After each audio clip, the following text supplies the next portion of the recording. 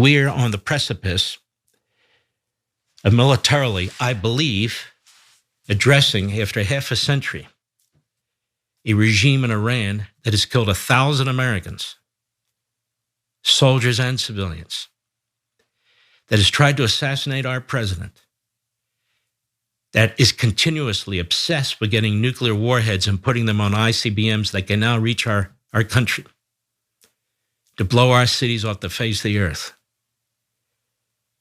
They slaughtered 50,000 of their own people. They'd slaughter 1 million of their own people if it meant retaining power. That's not a government of a country. Those are terrorists that control a country. Those nuclear ICBMs aren't aimed for Tel Aviv or Jerusalem. They're aimed for New York and Los Angeles and Chicago and everywhere in between and around the United States of America. Okay, so absolutely massive lies there, beyond even the other liars. So they're not trying to reconstitute their nukes. They're not trying to build ICBMs that can hit us. They've got them. They've got them right now. They're pointing at your house. In fact, they're behind you. Turn around right now. They're already there. They're already gonna get you. They've killed everybody. And I'm not concerned about Israel. It's not about that. It's about America. Yeah, I'm worried about America. It's definitely that. And Iran is uniquely aggressive. I mean, look at Iran bombing everybody. Wait, no, that's us actually. We bombed them. And we've bombed 7 different countries just in the first year of Donald Trump's administration. Israel, I don't know what country in the region they haven't bombed. Did they bomb Jordan? Maybe not Jordan in the last year, but they've been bombing people. They've been blowing up basically improvised explosive devices, killing civilians everywhere. The way that they talk about Iran, that's us.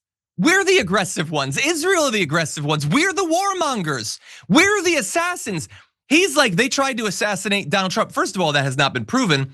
Also, he's advocating for us to kill their leadership. He's literally advocating for the thing that he says makes a regime illegitimate.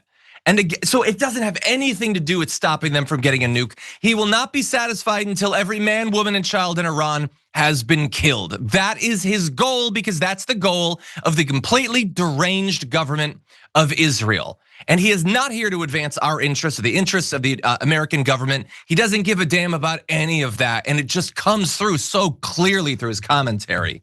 Jackson, what are your thoughts? Well, and lest we not forget that Donald Trump, part of his campaign promises was to be anti-war.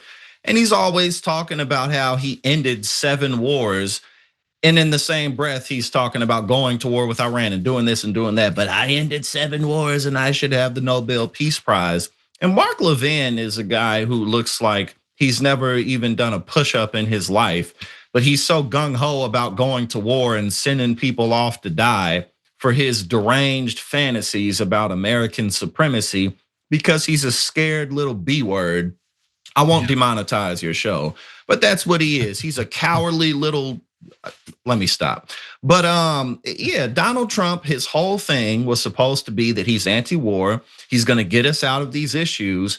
And now all he's doing is getting us into more and more problems. So what do what else is there really to say besides the fact that we shouldn't even be in this position in the first place? 100%. And for I'm sure at this point, nobody who voted for Trump is probably watching anymore. But if you are MAGA and you're watching this, I know a lot of you you loved over the last 4 years that Biden was president, posting the memes about Donald Trump, no new wars under Donald Trump. I mean, forget that he continued all the ones we were already in, didn't get us out of a single one, and started whining as soon as Joe Biden started getting us out of the wars.